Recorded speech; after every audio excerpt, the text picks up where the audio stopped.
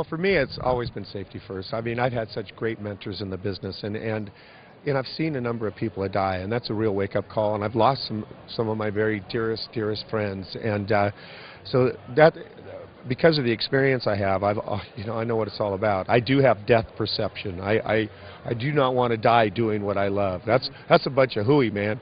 I mean, I want to live doing what I love, and this culture change that we have within the industry is very healthy. It's very wholesome. Nobody's really changing that their mindset that much, because most people do have that attitude, and the ones who didn't are getting it because they're not getting hired until they change. And that really, and it's a perception that becomes a reality. And so if you perceive that you're doing it correctly now, you're going to do it correctly. If you perceive that you're an outlaw, you're going to be an outlaw, and you're not going to be successful in this business, because we're all in this together. When something goes wrong, or you crash an airplane, you do the whole industry a disservice. And I think we had one crash this year, no fatalities. I mean, it's really healthy. It's very, very healthy. Well, I don't know that it's changed a great deal in the way I fly, but it's changed a lot in my attitude and the attitude that I try to convey to the people that I mentor. As an ace, I work with a lot of people who are new in the industry, as well as some of the old-timers that sometimes you have to kind of grab them by the ear, drag them aside, and whisper to them that, hey, why are you doing that? I mean, as my buddy Wayne Handley used to say, 90% of the people don't know what you're doing. The other 10% aren't even watching anyway. So but hey, I've got the little ICAS Safety First stickers in my airplane, and when I'm doing ACE evaluations, I really hammer on safety. I'm one of the fortunate people who has been in a major crash and walked away from it. Not all of our community has been that fortunate, and I don't want anybody that I work with having to experience what I did.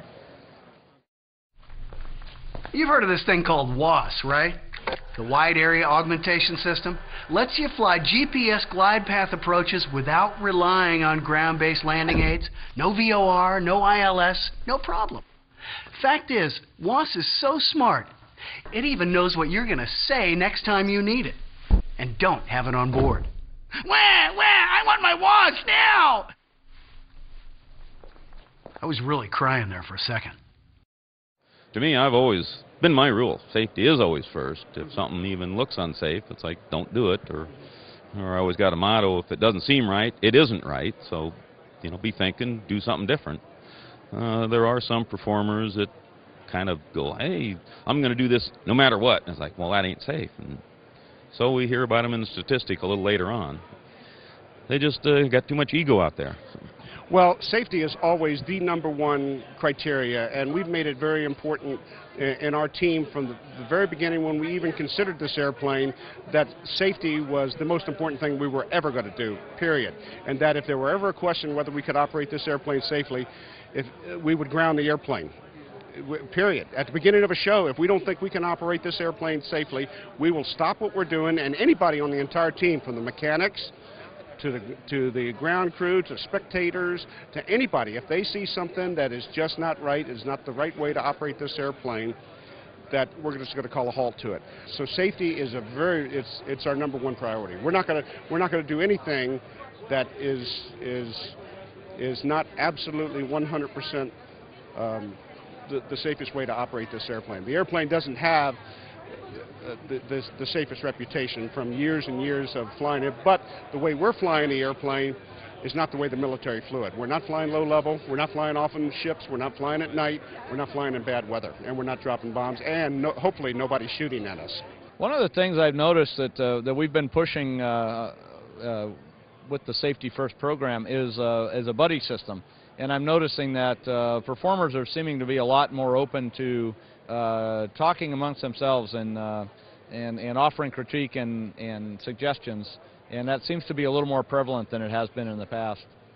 I hope it affects all of us, and I'm pretty sure it affected me. It made me redo a few of my checklists and a couple of the things that I do. I'm a crew of one, generally flying across the country, so I don't have a lot of people hovering around me reminding me to do this or doing things for me. So I redid a couple of my checklists and decided that each show that I flew, I needed to find a wingman, somebody, another set of eyes to spend a few minutes with me before I fly and after I fly each flight to help me make sure that I didn't forget something, just to go one step farther as a crew of one.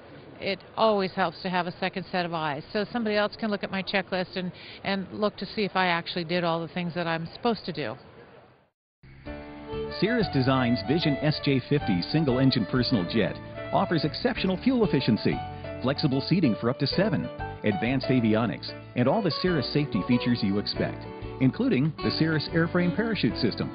With its detailed design, the Cirrus Vision is technologically advanced, yet engineered to be simple to fly, to allow owner pilots more lifestyle pursuits than any other personal aircraft. Learn more about the Vision SJ50 at cirrusdesign.com. Well, I've been involved in the program, and as the chairman of the ACE committee, we began a thing we call the culture change. And what we realized is that the best way to help improve safety and keep all of us alive, it's all of us. It's not another set of regulations or some governing body, other than all of us looking out for ourselves as a family, putting safety, you know, in the forefront of our mind, looking out for each other, talking to each other, and really kind of getting that into your very fiber of, hey, it's an air show, it's entertainment, but, you know, we got another air show to do next week, so let's survive it to do that. And that's that mindset. As a community, as a group of pilots, I think we need to stick together. We need to support each other, and we need to hold everybody as a performer accountable for what we do and how we do it. How we go about doing that is very challenging.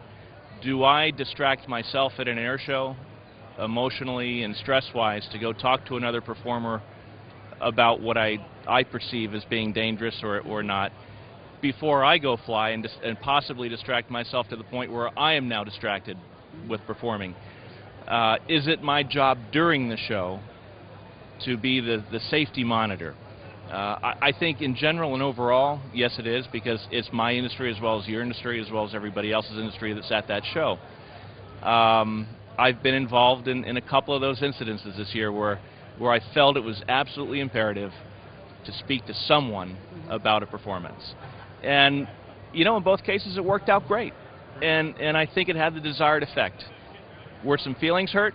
Short term, I think so. Long term, everything's fine, everybody's over it, and we probably have somebody that's a little smarter.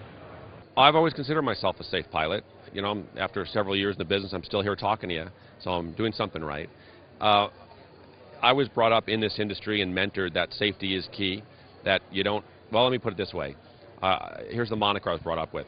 Make the easy look difficult, difficult look easy, and never attempt the impossible. And if you do that in an air show, you'll put on a good show, a safe show, and you'll stay in this business a long time.